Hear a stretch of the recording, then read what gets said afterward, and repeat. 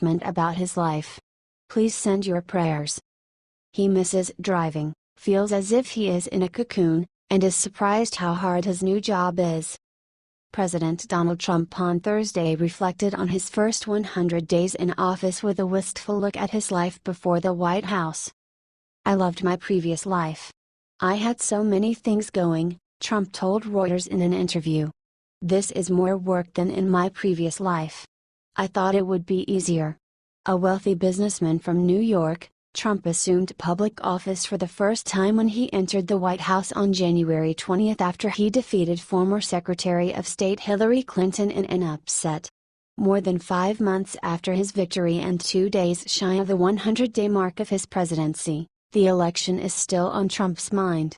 Midway through a discussion about Chinese President Xi Jinping, the president paused to hand out copies of what he said were the latest figures from the 2016 electoral map. "Here, you can take that, that's the final map of the numbers," the Republican president said from his desk in the Oval Office, handing out maps of the United States with areas he won marked in red. "It's pretty good, right? The red is obviously us." Trump, who said he was accustomed to not having privacy in his old life, expressed surprise at how little he had now. And he made clear he was still getting used to having 24-hour Secret Service protection and its accompanying constraints. "You're really into your own little cocoon, because you have such massive protection that you really can't go anywhere," he said. When the president leaves the White House, it is usually in a limousine or an SUV. He said he missed being behind the wheel himself. "I like to drive," he said. "I can't drive anymore." Many things about Trump have not changed from the wheeler-dealer executive and former celebrity reality show host who ran his empire from the 26th floor of Trump Tower in New York and worked the phones incessantly. He frequently turns to outside friends and former business colleagues for advice and positive reinforcement. Senior aides say they are resigned to it. The president has been at loggerheads with many news organizations since his election campaign and decided not to attend the White House Correspondents' Dinner in Washington on Saturday because he felt he had been treated unfairly by the media. "I would come next year, absolutely," Trump said when asked whether he would attend in the future. The dinner is organized by the White House Correspondents' Association. Reuters correspondent Jeff Mason is its president.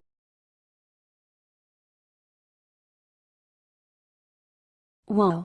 Tom Hanks just exposed the Obamas after vacationing together. Actor Tom Hanks was among a select group of celebrities lucky enough to vacation with the Obamas last month. Hanks joined Oprah, Bruce Springsteen and the Obamas aboard music mogul David Geffen's super yacht for a trip to French Polynesia. But in Tell All on The Late Show with Stephen Colbert, Hanks indicated that perhaps he wasn't so lucky to be there. While striking a humorous tone, as is his wont, Hanks was nevertheless somewhat perturbed as he recalled. "I'll tell you one thing that happens to Tom Hanks, little Tommy Hanks on that trip. He gets screwed, but in the bad way, in the pejorative way, not in the delightful way.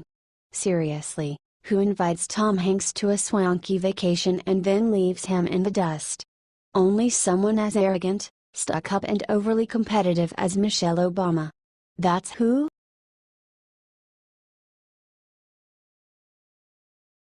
Just in Trey Gowdy comes with bombshell announcement about Hillary Clinton, he has something in.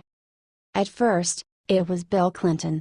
When we found out how gravely he treats ladies and what an unpleasant man he is, we thought he is the worst from the Clinton family. But then, came his wife Hillary. That is when we saw that there is another member of that family that is far more atrocious. The worst of her many wrongdoings she has been accused of was her usage of a private server for managing personal businesses. This should have been enough to put her in jail for a long time, but somehow the family has gotten away with all of their crimes and not one of them has spent a day in jail.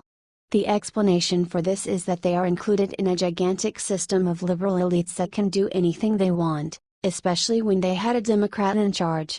Unfortunately for them, Obama is gone now, and we have President Trump and Trey Gowdy, an extraordinary conservative official who highly respects the Constitution of the United States. The time has finally come for Hillary to be held accountable for all of her crimes. According to Gowdy, there is enough proof for a conviction, reports National News Today. There is sufficient evidence, both direct and circumstantial, upon which a jury could conclude an intent to violate the law. He said. This evidence includes concealment of evidence, destruction of evidence and false exculpatory statements, all of which fall under the general heading of consciousness of guilt. It would appear the investigation is back to the status quo ante, which means Director Comey believes Secretary Clinton was indeed extremely careless in her handling of classified material. It appears as though Gowdy is onto something important. We can't wait to find out the details. What do you think about this? Share this on Facebook or Twitter. Scroll down for more. H/T, The Federalist Tribune.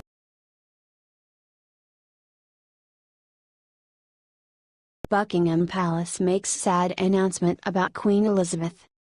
Queen Elizabeth was incredibly close to her beloved sister Princess Margaret, who tragically passed away in 2002 at the age of 71. This week, the Queen made it clear that she is still in mourning for her sister 15 years later, leading to the British people sending their prayers to their leader. Daily Mail reported that Queen Elizabeth was spotted out having dinner at the Ivy restaurant in London carrying a purse with the image of a woman and 2 children on it. It's since been revealed that the woman on the purse is Princess Margaret, and the 2 youths are her children, Lady Sarah Chatto and David Armstrong Jones, the Earl of Snowdon. Last year, Margaret's daughter Sarah Chatto talked about how close the Queen and Margaret were as she watched old footage of the pair singing together as children in a documentary to mark the Queen's 90th birthday. It's very revealing how that closeness started and that never got weaker, she explained. Royal insiders say that the Queen has become incredibly close to Chatto since the death of her sister. The Queen adores Sarah and seeks out her company as often as possible. She is her absolute favorite younger royal, an insider said. They are hugely at ease in each other's company. Much giggling can be heard when they are together. They share a sense of loyalty, fun, duty and the ridiculous. We hope that carrying around that purse helps to remind Queen Elizabeth that Princess Margaret will always be.